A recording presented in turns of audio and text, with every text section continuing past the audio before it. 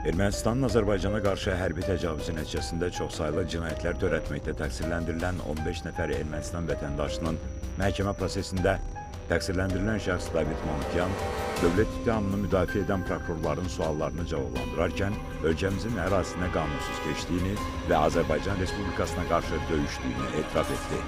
Təqsirləndirilən şəxs Ermənistan Silahlı Qüvvələrinin hərbi qulluqçusu olmuş, General-mayor ali hərbi rütbəsində xidmət etmiş David Manukyan, dövlət ittihamçısı Fuad Musayevin Ermənistan vətəndaşı olduğunuz və orada yaşadığınız halda sizi Azərbaycanın suveren ərazisi olan Qarabağa bağlayan nə idi və təcavüzkar müharibəyə hansı məqsədlə qoşulmuşsunuz sualına cavabında bildirdi ki, o 1992-ci ildə Qarabağa gəldi və Şuşa xüsusi əlahiddə taboruna qoşulub, hansı ki, həmin tabora Daşnaq taboru deyilir.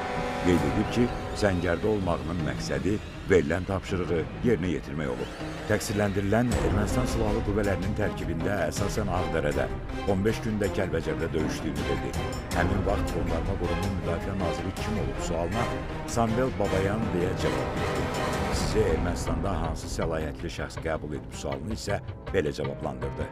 Həm Müdafiə Naziri, həm də onun müavini qəbul etmişdi. Həmin vaxt Müdafiə Naziri Serj Sarkisyan, onun müavini isə Artur Ağabekyan idi.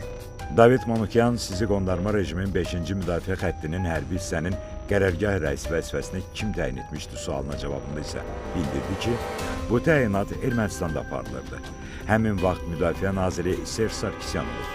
Ağdərədə 7-ci müdafiə xəttində hərbi hissənin komandiri vəzifəsinə də onu 2005-ci ilin əvvəlində Ermənistan Müdafiə Naziri Serj Sarkisyanın təyin etdiyini dedi. Ağdərə 10-cu diviziyanın qərargah rəisi, 2015-ci ildə isə Ermənistan Müdafiə Nazirliyinin Kadrlar İdarəsinin rəisi vəzifəsini isə o zaman Ermənistanın Müdafiə Naziri olan Seyran Ohanyanın əmri ilə təyin olunduğunu bildirdi. İfadə verdi ki, Ermənistan tərəfindən vaxtilə işğal edilmiş Azərbaycanın suveren ərazilərində vaxtilə mövcud olmuş Qondarma Qurumun Müdafiə Nazirini Ermənistan təyin edib. Qondarma rejimin prezidentinin Müdafiə Naziri təyin etmək səlahiyyəti olmayıb. Ermənistanda idarəetmə sistemindən asılı olaraq Müdafiə Nazirini ya prezident, ya da digər vəzifəli şəxs təyin edildi. Zabitlərə ali hərbi rütbələr Ermənistan tərəfindən verilirdi. David Manukyan dövlət ittihamını müdafiə edən prokurorların suallarına cavab olaraq dedi ki, vaxtilə işğal altında olmuş Azərbaycanın suveren ərazilərində istifadə edilən silahlar əsasən Rusiya istehsalı olub. Həmçinin həmin vaxt qondarma rejimin uzaq mənzilli ballistik raketi olmayıb. Eləcə də vaxtilə işğal edilmiş ərazilərdə bu silahlar olmayıb.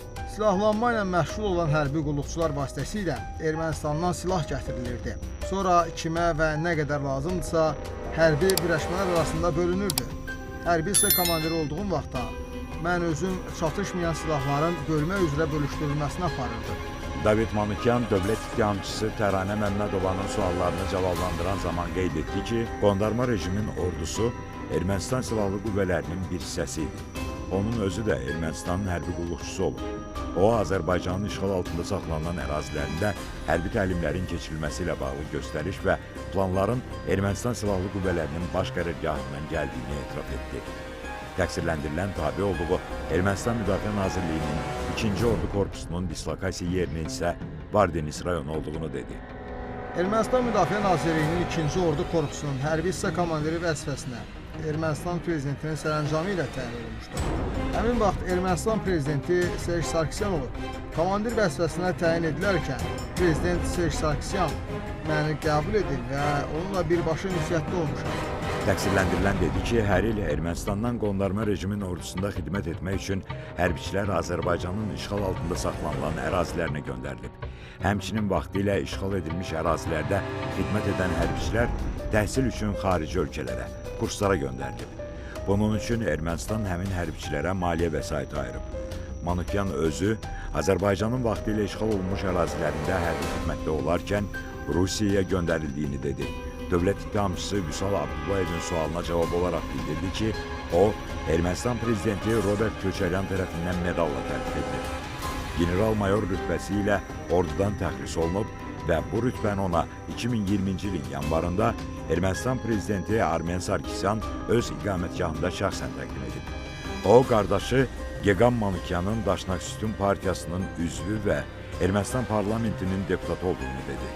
Bundan başqa hazırda Azərbaycanda həbsdə olan və xüsusilə ağır cinayətlər törətməkdə təqsirləndirilən şəxs Ruben Vardanyanı da tanıdığını bildirdi. Xankəndini tərk edən zaman Vardanyana dedim ki, maşında bir nəfərlik boş yer var. Amma çox əşya apara bilmərik. Laçın keçid məntəqəsində bizi saxladılar. Mənim və arvadımın sənədlərini yoxladılar, geri qaytardılar. Dedim ki, maşında bir nəfər var. Sənədlərini götürüb baxdılar və dedilər ki, siz maşından çıxın. Sonra bilmirəm onu hara apardılar. David Manukyan dövlət ittihamçısının vaxtı ilə işğal edilmiş ərazilərdə mövcud olan Cəsurlar dəstəsi barədə hansı məlumatlarınız var sualına belə cavab verdi. Bu bölmə Ermənistan silahlı qüvvələrində formalaşıb. Hansı qaydada xəbərim yoxdur. Səhv etmirəmsə 2020-ci ilin oktyabrın 11-də göndərilib. Müdafiə ordusu komandirinin tarixçiliyi. Mənim bu haqda xəbərim yox idi. Ordu komandiri mənə dedi ki, bir bölük gəlməlidir. Mən də qeyd olunan yerə getdim. Həqiqətən də bölük orada idi. Həmin bölükdə müxtəlif yaşlı, müxtəlif peşə sahibi olan adamlar vardı. Məhkəmə prosesi aprelin 7-sində davam etdiriləcək.